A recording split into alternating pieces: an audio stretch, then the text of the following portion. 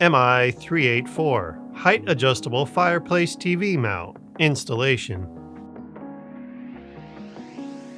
Things to consider before you install the mount.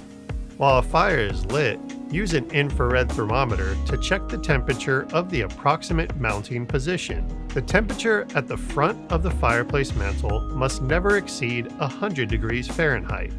If mounting to wood studs, the studs must be spaced no more than 24 inches apart. These studs should be symmetrically positioned, or the installation will not be even.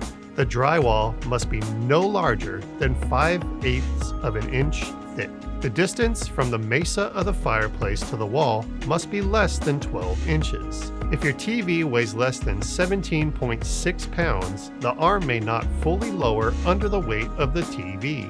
The minimum vertical space between the bottom of the wall plate and the top of the mantle will change depending on the depth of the mantle. Deeper mantles will require higher vertical clearance to ensure that the TV and the mount arm have enough clearance when raised and lowered. Refer to the table in the instruction manual to determine the required minimum vertical space.